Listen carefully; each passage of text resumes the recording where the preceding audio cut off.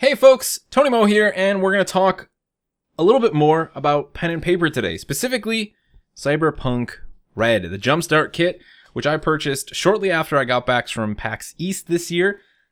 Really managed to squeak that one out. Just talking with my buddy, I was like, man, we really just barely made that in there before things really hit the fan, and we're able to come back home healthy, fortunately. But I was happy that I was able to order this. This was something I was very excited about, and so we're going to spend some time today talking about what my experience has been like. I've successfully ran, I guess you could say, a one-shot that's not actually included in the Jumpstart kit, but it was released for free as Jumpstart kit DLC by the Pondsmiths by Talsorian, and you can check it out on their website. I'm going to have links for everything I'm talking about today down in the description below, so if you're interested in anything that I mention, I want to mention a lot of things, by the way. They'll all be down there. Click on them and explore to your heart's content. I'd also like to apologize if any of the video quality is weird. I'm still getting used to the camera setup. I don't really have the lighting for this stuff anymore. When I was streaming, I just kept it very minimal and the lighting was easy to run. So I've got one ring light and it's late in the afternoon. This is when I usually am in the mood to record or have the time. So hopefully everything works out just fine. I kind of like the mood, it's a little calming, dark, just kind of hanging out in my office, talking about games and such. And hopefully all of you are staying safe and healthy.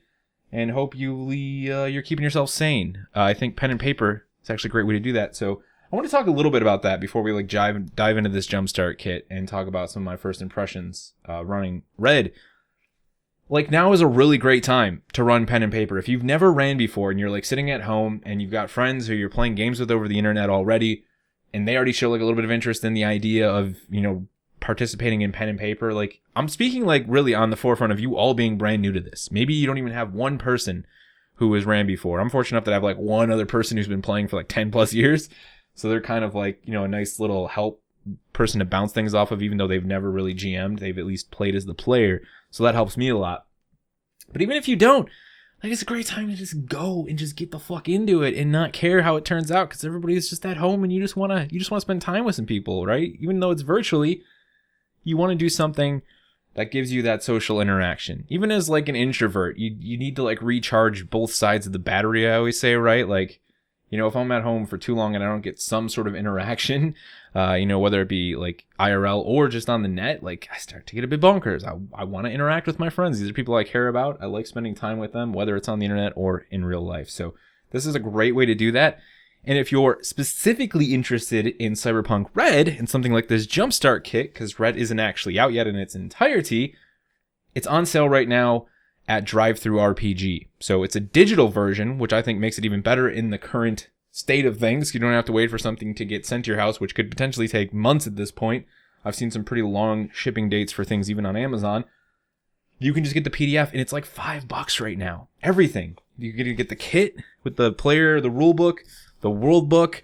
There's going to be some maps in there. You're going to get some templates for default characters as well as easy references. So this tells you kind of how to, play basically. You'll get your character sheets, pre-made ones. And there's already a little community going on with the Cyberpunk Red subreddit where people have been making their own rules and overhauling these, or even making them more detailed since they are a little light in areas, as well as writing out custom character sheets that you can download to make your own characters and stuff. So there's a lot of stuff to get into this right now, but this is just a great jumping off point. If you're really excited for 2077 and you're man, I'd love to participate in the pen and paper side of things, but 2020 looks old and dated and daunting to you, because it kind of is, even though it still is beautiful to play as far as I've heard. This is, I think, a great way to jump into things. In general though, if you want to run something, D&D, you name it, Pathfinder, is a great time to do it. You can do free player handbook stuff for pretty much all of those games and just get going on this and start messing around with it and just run a one shot with your friends and have no idea what you're doing and not care and just have a good time. And before you know it, you'll be learning. Because that's that's my go-to recommendation as someone who's now been DMing for going on 5 months, 4.5, 5 months, is that I got into it much more easily when I finally just went for it. So just do it. Literally. Let's talk more about Cyberpunk Red. I'm not really going to talk too heavily about the one shot that I ran specifically, so this will be pretty spoiler free if you're somebody who wants to have your GM run Red Chrome cargo. which is the one shot that we ran. Again, this is the one that's available via the website, not directly in the Jumpstart kit. I just liked this one. I liked the look of it when I saw it. It's like the only one they've released outside of the Jumpstart kit, and I was like, this just, I don't know. I like the description of this. I like the narrative of it. I like the location for the main battle that takes place on a train.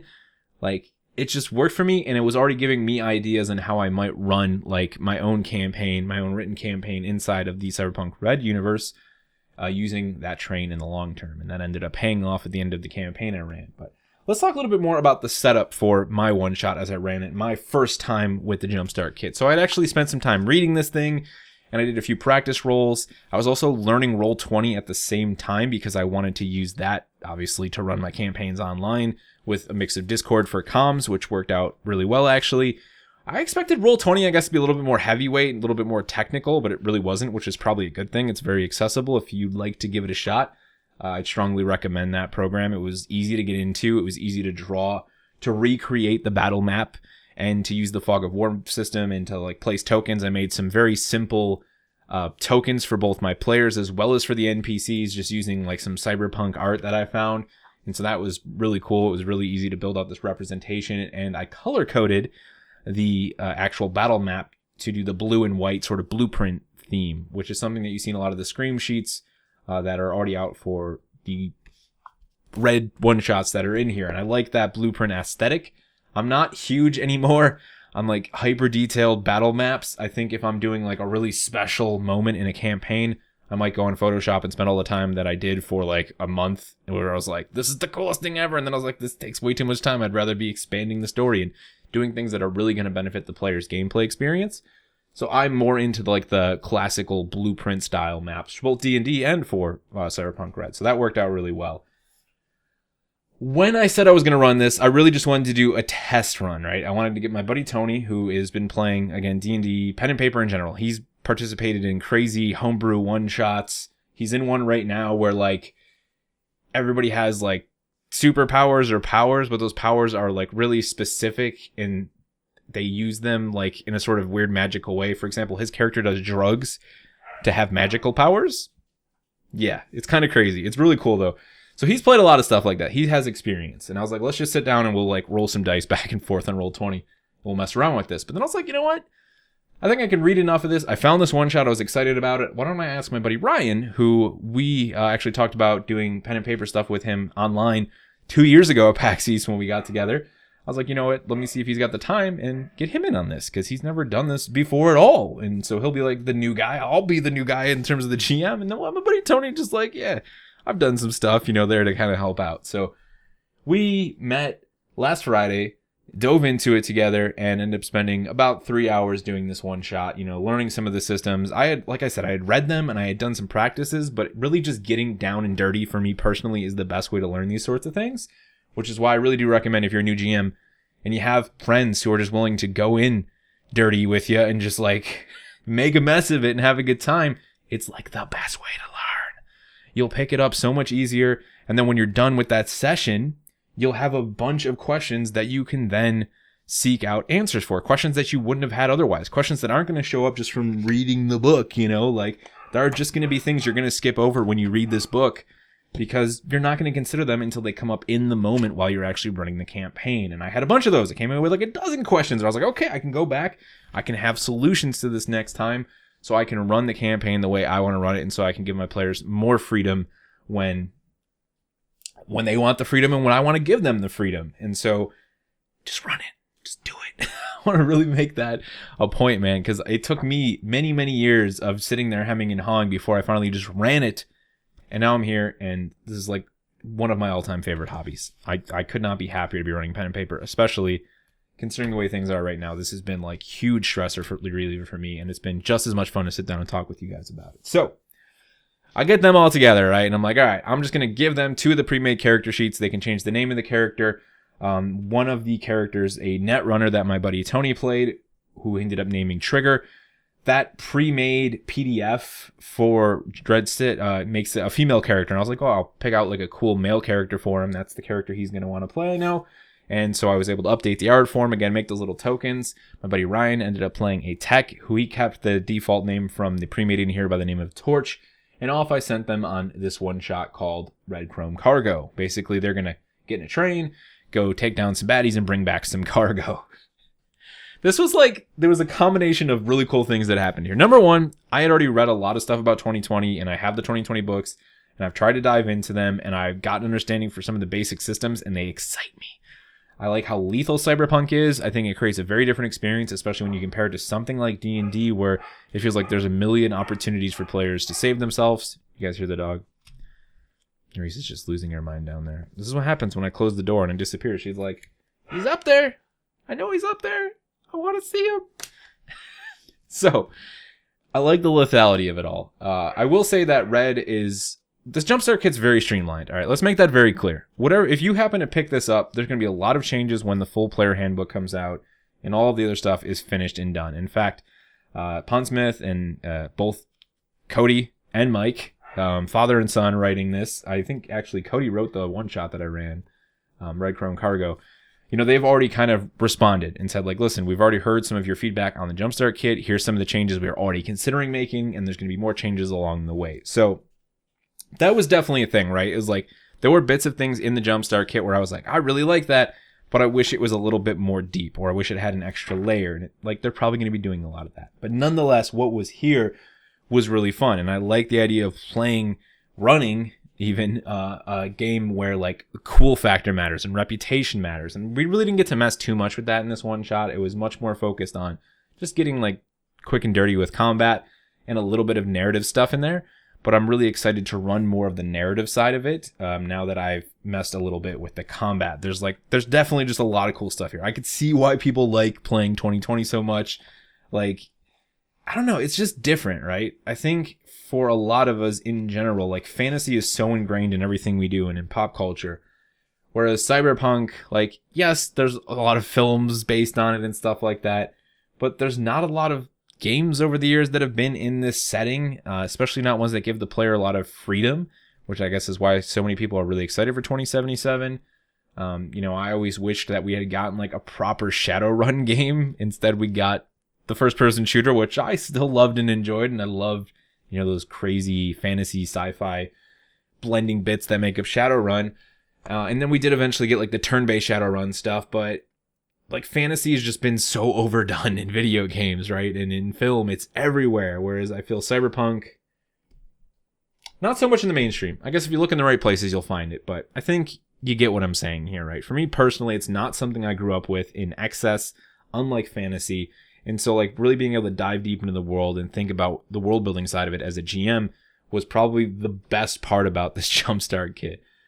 It was like the thing that I enjoyed the most. The second big thing about it for me as a new GM was being able to run with another new player. So I ran it for my mom, my brother, and my brother's best friend, one of our lifelong friends, who all brand new players, right? It was amazing. Like, I've talked a little bit about that. It was wonderful, especially having my mom come on board. But my buddy Ryan, like, he's just one of those people who I guess I really didn't know how he was going to get into this or where he was going to be on the spectrum of, like, is he big into role-playing? Does he just want to play the game and roll the freaking dice? And he was, like, really big into the role-playing. So I had two people, the only two people who were in this one shot that I was running, who both love role-playing. My buddy Tony and now my buddy Ryan, and they were just eating it up, man. Like, their characters, the banter they made back and forth between each other. Ryan at one point did this whole thing where he was obsessed over getting the cigarettes off these guards because he hadn't been able to afford a pack of smokes recently, and I specifically said these guards were smoking in the train, and he's like, oh, I'm gonna kill this guy and steal his smokes. I haven't had my nicotine fix and blah, blah, blah. It was like, he just sunk right into the role, and just, you could tell he was having a good time. Like, and that's obviously really satisfying for me as the GM, is to like know that this new player who's never done anything like this before is already like having a lot of fun, and there's a very good chance he's going to want to play a lot more pen and paper in the future. So that was killer. That was probably one of my favorite things about running this one shot. But I can't recommend it enough, honestly. Like, especially if you want to pick up the PDF version for like $5 or whatever it was right now, $5 or $10. It's a great opportunity to check out Red, which again is going to be coming out in a much larger capacity very soon. It gives you a lot of tools to get things going here, and it definitely feels easy enough to learn. I think if you're a GM who has only been running like one game for maybe, a few years or a few months like I have, it's a lot easier to transition into another system than I thought it was going to be once I just went and played it. Just like I said, for new players to start running in general is to just do it. I think the same thing goes for GMs who are looking to run another system. This isn't that wild, and different compared to D&D. Like, it is, but it isn't, if you get what I'm saying. Like, a lot of the same concepts still apply. There's just a lot of new systems and different systems that you're going to have to wrap your head around. But I think the Jumpstart Kit does a good job of not getting too wild with all of it. And while that may be confusing at times, where, we were kind of looking at things like, oh, that doesn't really say everything it needs to say. Oh, okay, we'll just house rule real quick. So as long as you're fine with that, this is like a killer thing, and it's got me to the point where I'm like, yeah, I'm already putting together a campaign to run for my buddy Tony and my buddy Ryan and two of their friends, and we're going to do some online, Cyberpunk Red stuff while we're all stuck at home anyway. I could talk a lot more, and I've already rambled enough, but I won't. I hope you guys all are taking care of yourselves and being as safe as you can. I hope you and all of your family are as healthy and as happy as they can be. Please take care of yourselves. Take care of one another, and just be fucking great to people right now, because we always need that, and we shouldn't even have to say, like, we should just do it now. You should do it all the time. And I try to tell people that, and I'm not really trying to preach here. Shit, man. Stuff can suck sometimes. Be great to one another. Play some pen and paper. Play some games. Talk with your friends. Call your parents. Tell your dog you love them. Thank you so much for watching, and I'll see you guys in the next one.